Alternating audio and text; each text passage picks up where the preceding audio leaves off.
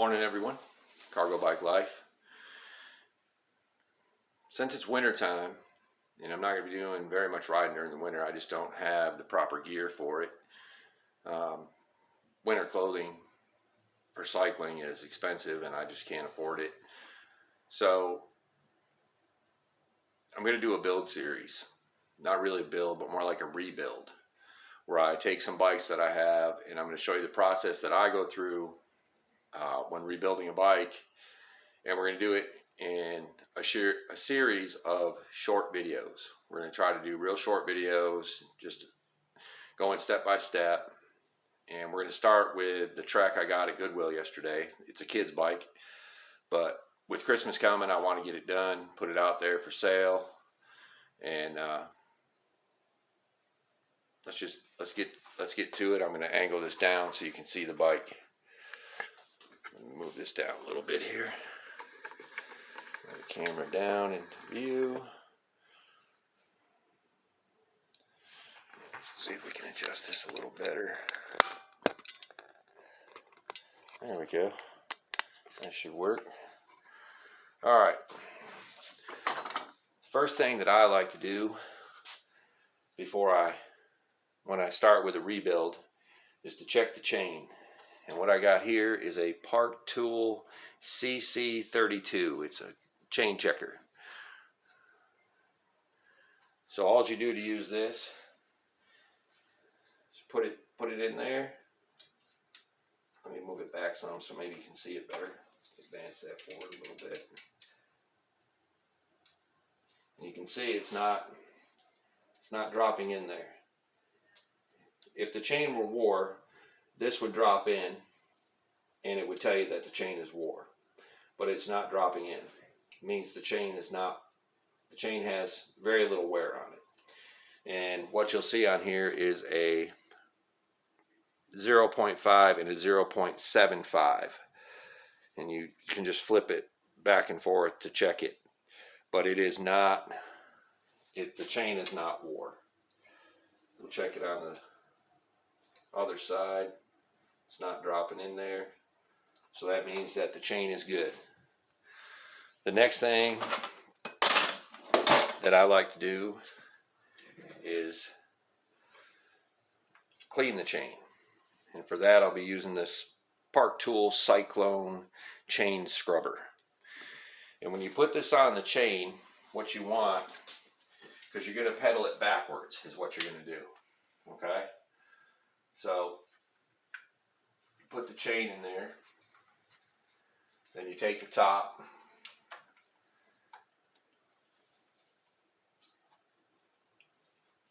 maybe I got it backwards, let's see. No, I had it right the first time. Clip it on there, and what I use for a cleaning solution is just some Dawn and some hot water. Dawn is real good at taking away the grease. And then all you got to do is hold it, spin it reverse, let it work through those brushes and that sponge that's in there.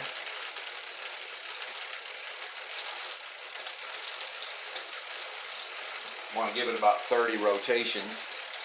Just scrubbing that chain out. It'll scrub out the middle and the sides, get it all nice and clean.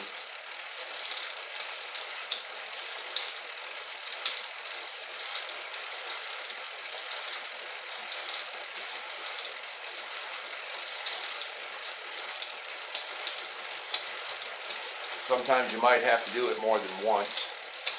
Just depends on how dirty the chain is and how much grease and oil is on there.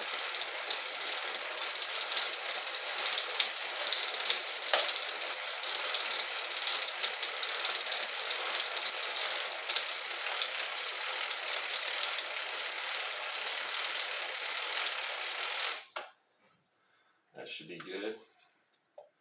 We'll just unclip it here.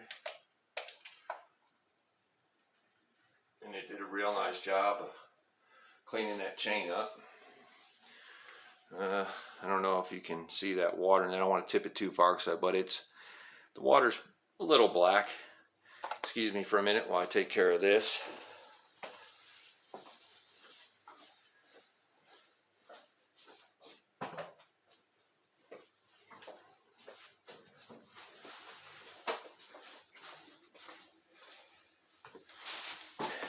And then I just take a paper towel, fold it over the chain, try to hold it on there loosely, and just get the chain dried up.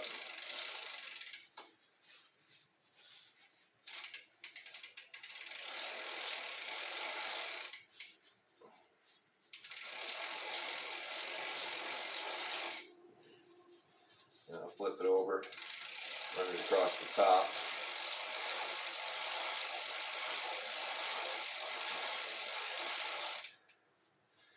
That should be good. A little on the floor there, no big deal. And if you'll notice, I'm not in my shop. There's no heat in my shop, so I brought it over here to where I live, and I'm just gonna do it here because I got heat. It's nice and comfortable in here.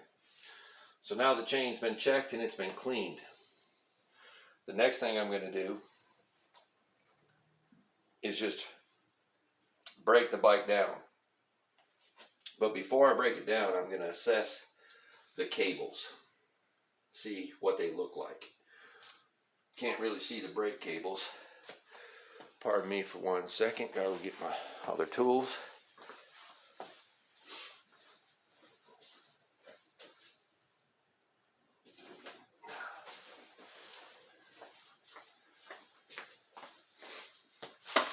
Here we go.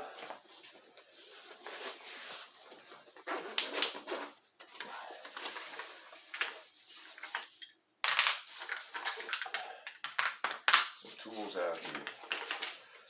Alright.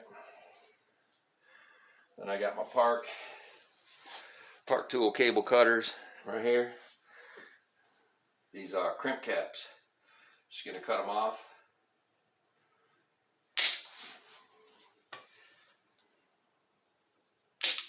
So I can get those cables out.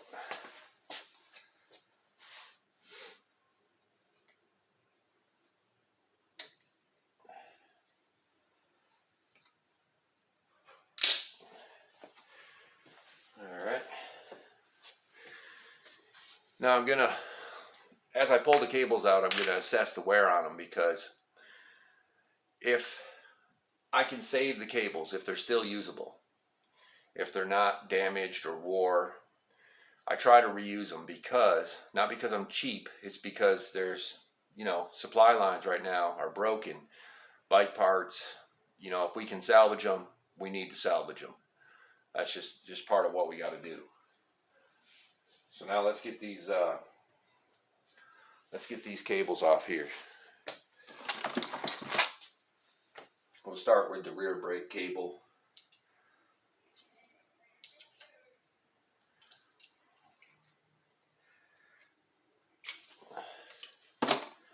Five millimeter Allen.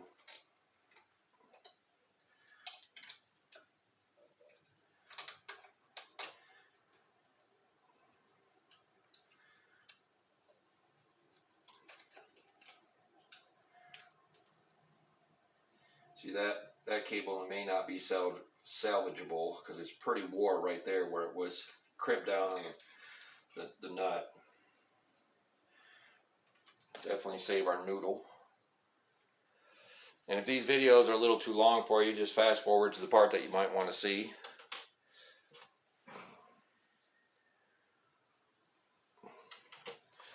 Get the front brake loosened up here.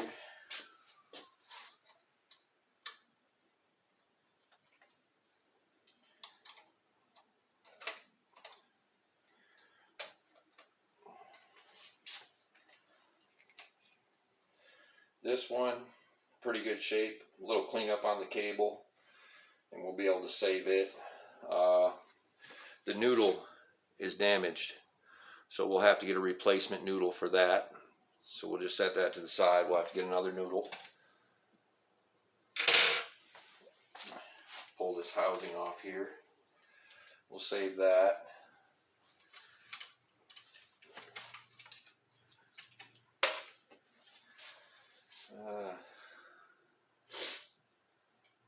Try to save whatever we can. We'll have to clean that cable up some. Okay. Then we'll check the rear derailleur cable. We need a 9mm for that.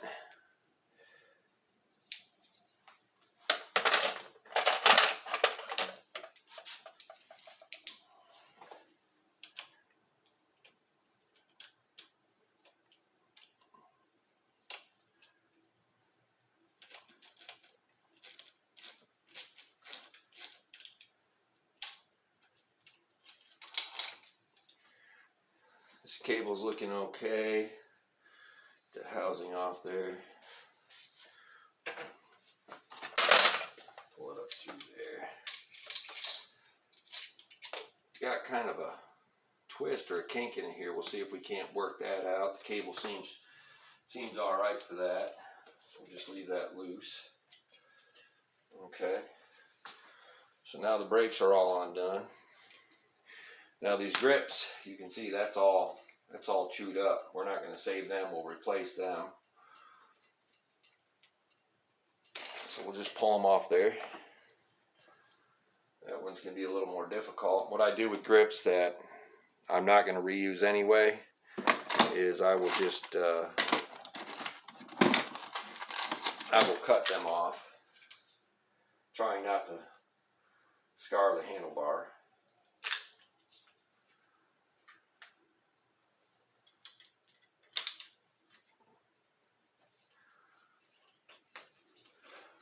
We're not going to use these over, so we'll just discard them. Those will be trash.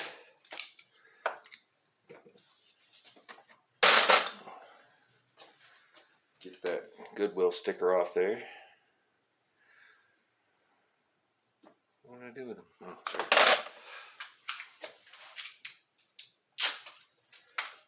Yeah, we're going to have to work on that tape. That's going to take a minute to get off there. So now we're going to remove everything off the handlebars.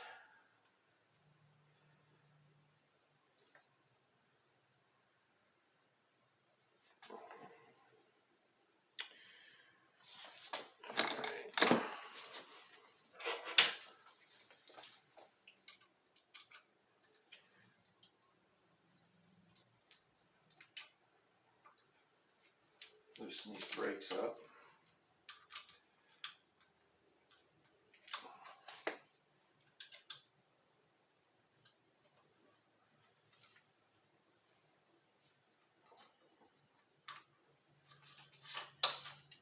Move that front brake.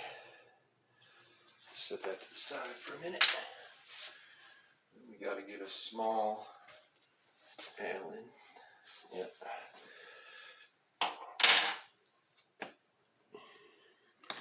Usually those take a little 3, sometimes smaller. Try the 3, see if that works.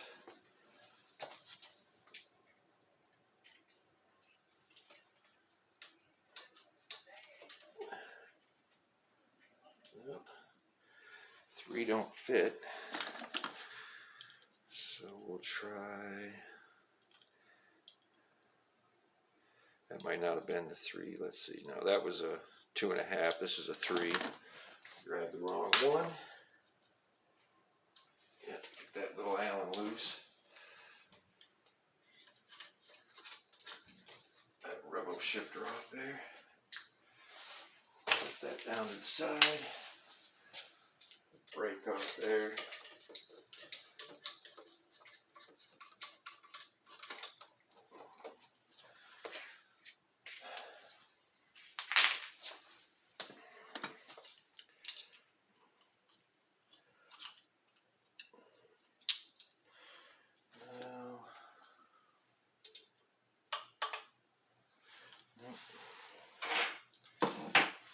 Those handlebars off.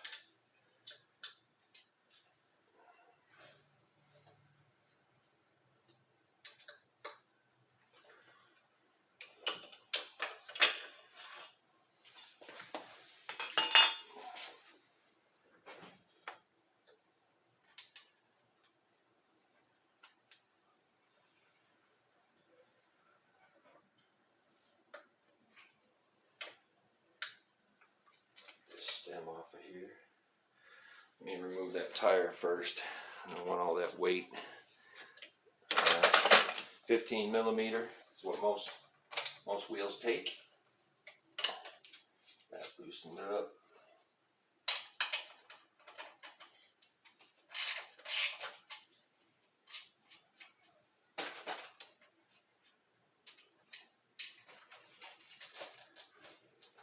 Set that off to the side. Continue on here.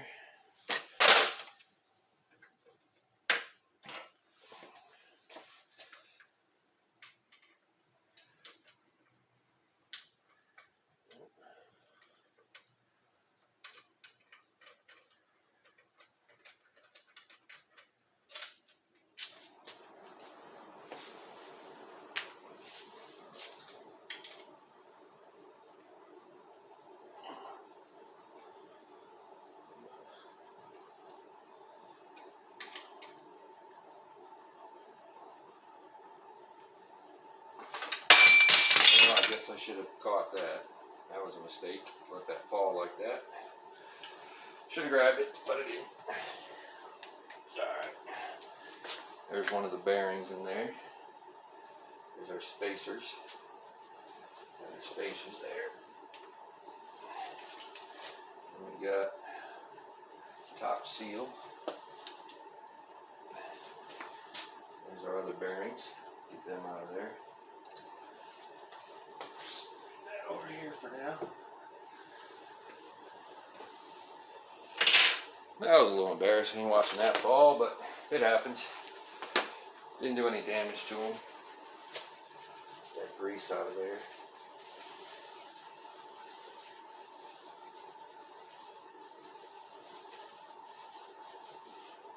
Alright. That's all taken care of.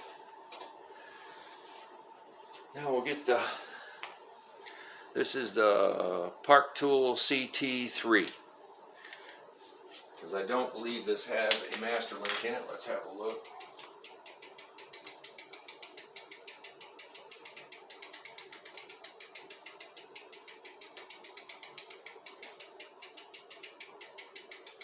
Not seeing a master link, so we'll just break the chain. Be really careful when you're breaking a chain apart. Don't push that pin completely out on the other side. You can get it back in, but it's kind of a bitch to get it back in there. Push it just far enough and check the chain come apart. You go just a little further.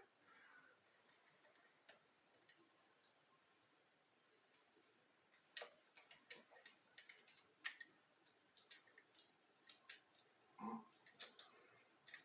little bit more.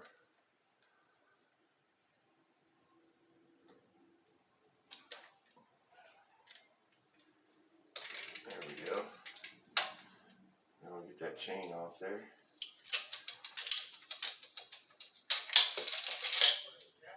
Set that to the side.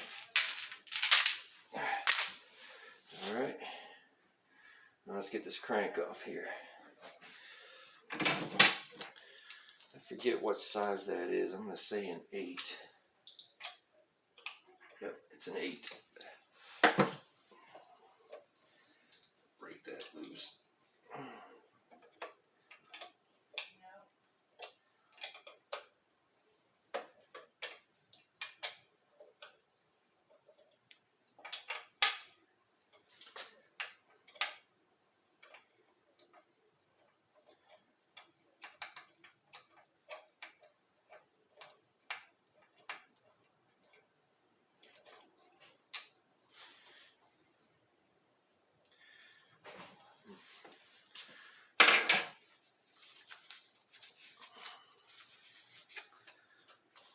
There we go. Put that out.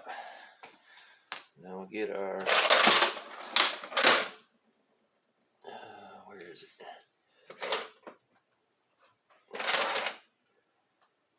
Oh. Well, there it is. Alright, this is another Park tool, but I can't seem to see the numbers on it anywhere. Maybe that's them right there. Let's see what it says. Park tool CWP7. It's a CWP7 crank removal tool.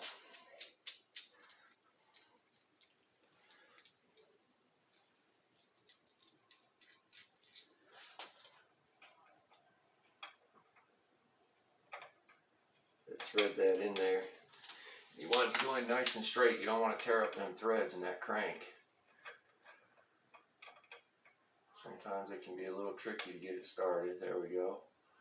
It's going in nice. Try that again. I don't like the way that feels. Let's try it again.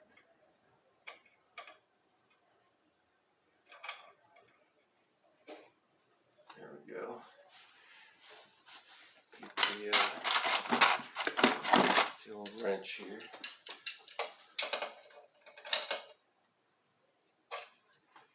Turn that in with the wrench. You don't want to just put it in there by hand, because if you do and you start to pull, it can actually pull the threads right out of your crank. You don't want to do that, because then the crank will never be able to be removed again.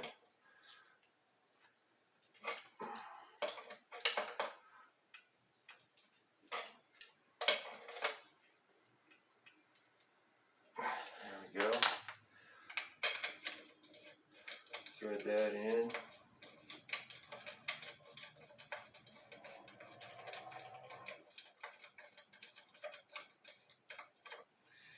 And then what I take is a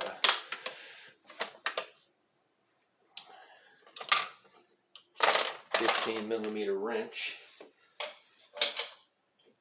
Now when I start turning this, I'm going to watch to make sure that the first part of the tool I threaded in does not turn. If that starts to turn, you need to stop.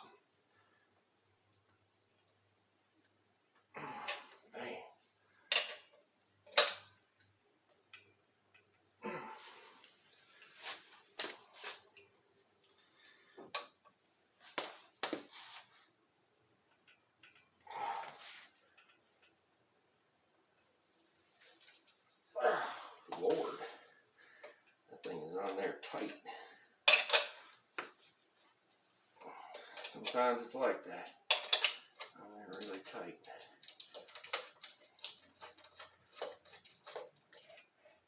There we go.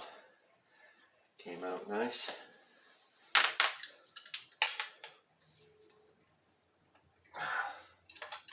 Now we gotta get the tool out.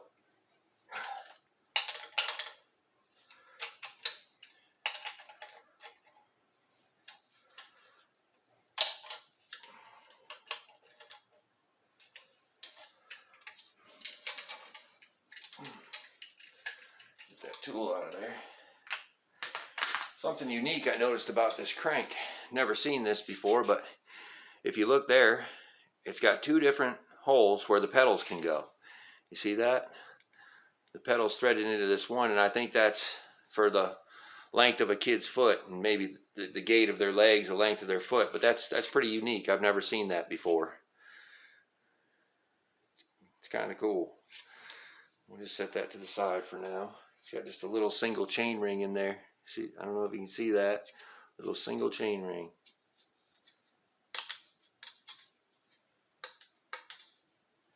Chain ring feels like it might be plastic. I don't know. It's kind of unique. Let's get this rear wheel off here.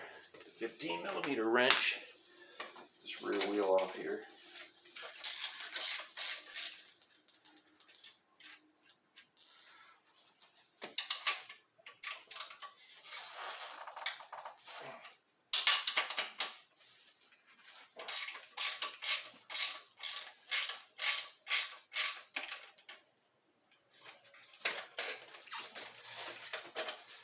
Rear wheel off. We're going to get that derailleur off there.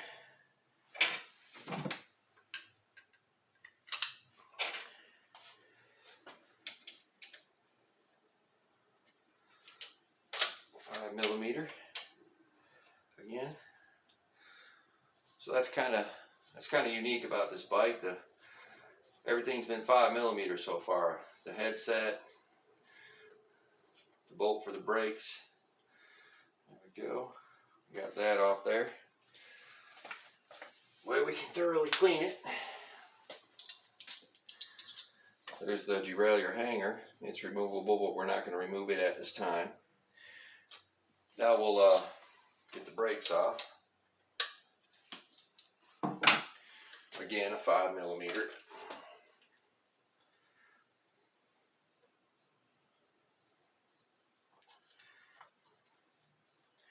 Front brakes are still attached to the forks, and we can take them off later. These out of here.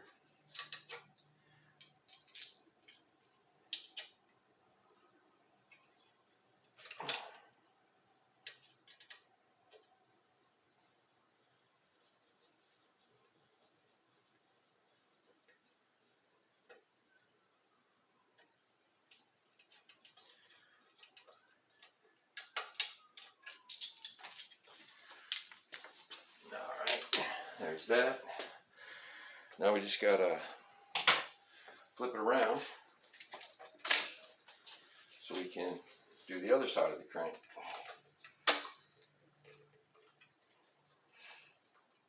There we go.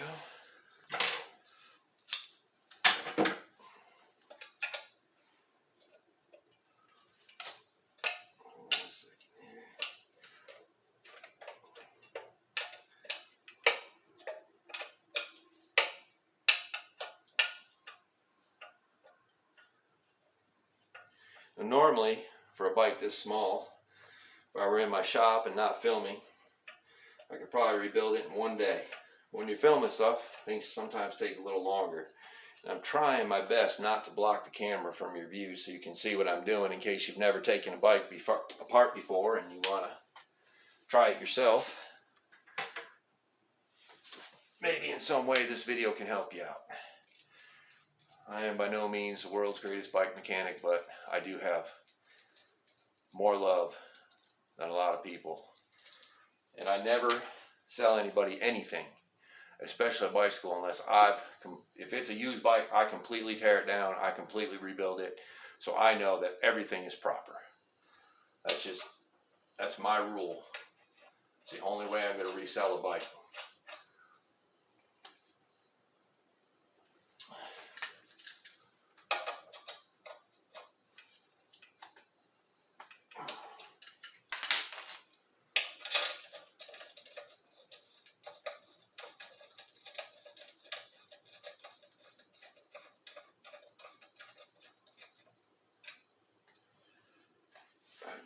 Go.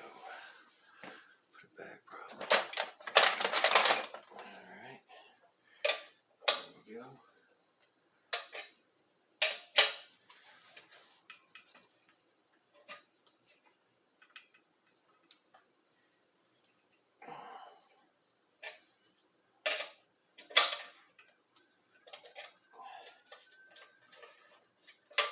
There's that side.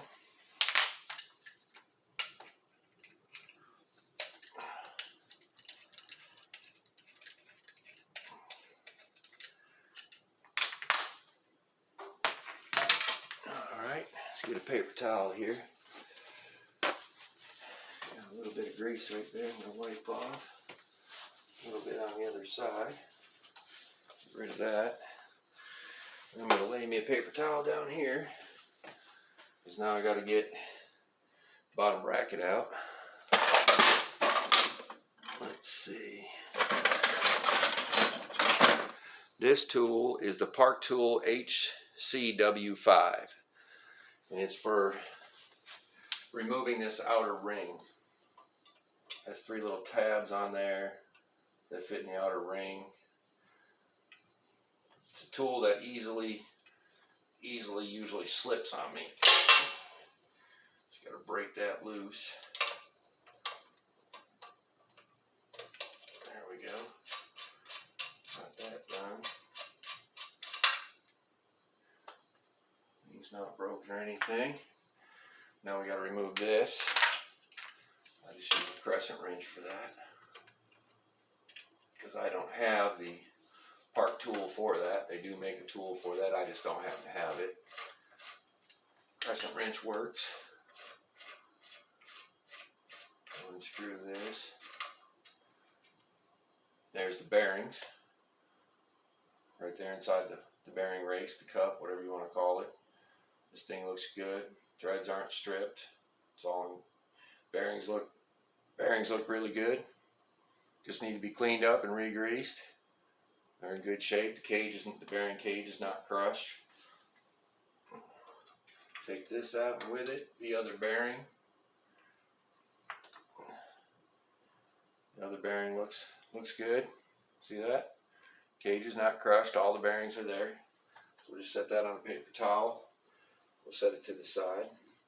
Now I never remove the cup on the other side because I don't have the proper tool for it, and it can be a real pain in the ass. What I do is get in there with a rag and I'll clean it out real good, check it with a light, make sure all the grease is out, and then I'll take a big gob of grease and put it in there, repack them bearings. So that side I never worry about. Now we got to get this kickstand out of here.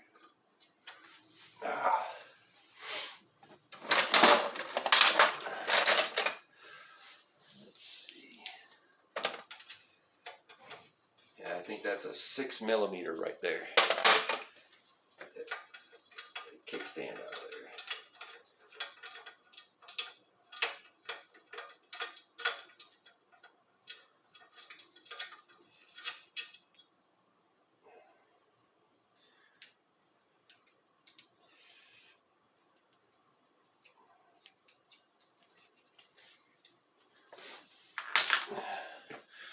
I really kind of despise kickstands. I have one on my cargo bike only because if you want to load a cargo bike, you've got to have some kind of kickstand. It's a real pain in the ass without one.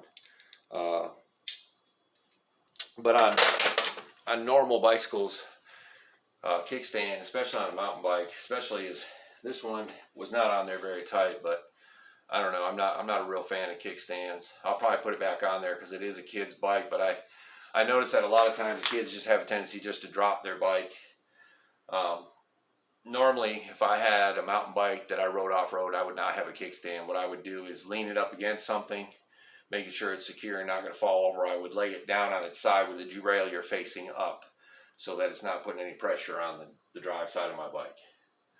But there you can see the bike's completely stripped down. Now it's ready to, because it's very dirty, it's all ready to be cleaned and polished. And check all the welds. It's another thing I like to do. The seat post stays in until last, but I like to check all these welds, make sure I don't see any damage, anything broken. You know, I don't see that on this bike. I don't think this bike was abused in any way.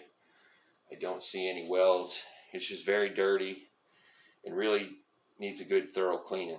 And we'll do that in the next video.